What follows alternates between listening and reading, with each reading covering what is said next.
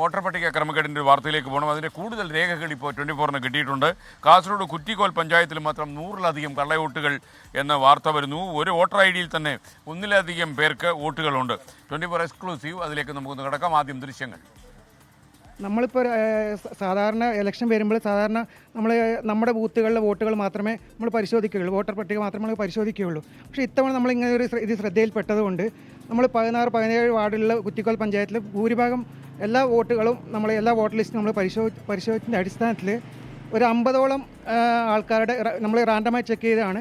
ഏകദേശം 50ഓളം ആൾക്കാരുടെ വോട്ടർ ലിസ്റ്റുകൾ ഇതുപോലെ ഇരട്ട വോട്ടുകൾ അതോടൊപ്പം ജില്ലയ്ക്ക് പുറമേയുള്ള വോട്ടുകൾ കൂടി നമുക്ക് ഈ ഒരു വോട്ടർ ലിസ്റ്റിൽ ഒരു ID നമ്പറിൽ ജില്ലയ്ക്ക് പുറമേയുള്ള ഒരു നമ്പറിൽ ശ്രദ്ധയിൽപ്പെട്ടിട്ടുണ്ട്. ഇതിപ്പോൾ പ്രധാനമായിട്ട് ഞാൻ ശ്രദ്ധിച്ച അടിസ്ഥാനത്തിൽ ഒരു 8-ാം വാർഡ് ബേത്തലം എന്ന് പറയുന്ന ഒരു 8-ാം വാർഡിലാണ് ഭൂരിഭാഗം ഉള്ളത്. പക്ഷേ അത് മാത്രമല്ല, ഒരു വാർഡിൽ മാത്രമല്ല, എല്ലാ വാർഡുകളിലും കുറ്റിക്കോൽ പഞ്ചായത്തിലെ ഭൂരിഭാഗം വാർഡുകളിലും ഈ ഒരു കാര്യങ്ങൾ നമ്മൾ ശ്രദ്ധയിൽപ്പെട്ടിട്ടുണ്ട്. കൂടുതൽ വിവരങ്ങളുമായി അരുൺ പാറയ്ക്കൽ നമുക്കൊപ്പം ചേരുകയാണ്. Arun, good morning again. പറയൂ ഈ കള്ളവോട്ടിനെ കുറിച്ച് പറയും.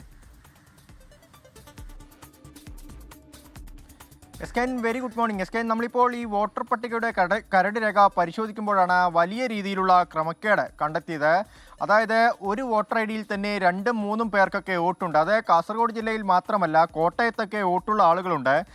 TTD 039587 എന്ന ആതിര ആനന്ദിൻ്റെ ID നമ്പറിൽ നിന്ന് 3 പേർക്കാണ് വോട്ടുള്ളത്. അത് വിജയാലയം കോൺവെന്റിലെ സിസ്റ്റർ സരിതയ്ക്കും ഈ ആതിരയുടെ ID നമ്പർ വെച്ച് വോട്ട് ചെയ്യാമെന്നാണ് നമുക്ക് ഈ വോട്ടർ പട്ടികയുടെ രേഖകൾ പരിശോധിക്കുമ്പോൾ മനസ്സിലാവുന്നത്.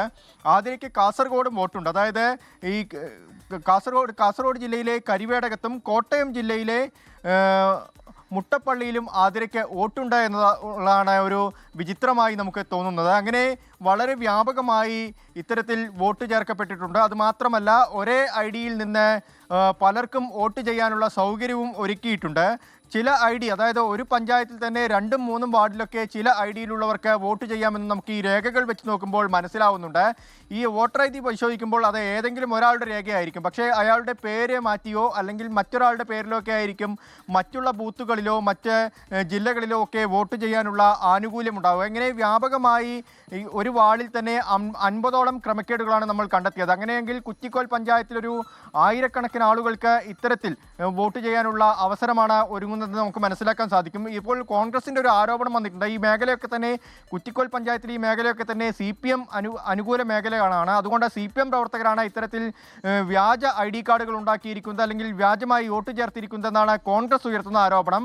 പക്ഷേ നേരത്തെ കോടോംബേളൂർ പഞ്ചായത്തിലും മൊഗ്രാൽപുത്തൂർ പഞ്ചായത്തിലും മധൂർ പഞ്ചായത്തിലും കാസർഗോഡ് മുനിസിപ്പാലിറ്റിയിലുമൊക്കെ സമാനമായ രീതിയിലുള്ള ആരോപണങ്ങൾ ഉണ്ടായിരുന്നു. കോൺഗ്രസ് ജില്ലാ നേതാവിൻ്റെ ഭാര്യയ്ക്കും മകനും 2 വോട്ടർ ID യും 2 മധൂർ പഞ്ചായത്തിലും കാസർഗോഡ് മുനിസിപ്പാലിറ്റിയിലും വോട്ട് ചെയ്യാനുള്ള അവസരവും ഒരുങ്ങുന്നു എന്ന വിവരവും കഴിഞ്ഞ ദിവസം നമ്മൾ പുറത്തുവിട്ടിരുന്നു. അങ്ങനെ കാസർഗോഡ് ജില്ലയിൽ ഉടനീളം വ്യാപകമായി ഇത്തരത്തിൽ വോട്ടർ പട്ടികയിൽ ക്രമക്കേടുണ്ട് എന്നുള്ളതാണ്. ഇപ്പോൾ ഒടുവിൽ വന്നിരിക്കുന്ന വിവരങ്ങളനുസരിച്ച് ഒരു വോട്ടർ ID യിൽ പല ആളുകൾക്കും വോട്ട് ചെയ്യാമെന്നുള്ളതാണ് എസ്കൈൻ.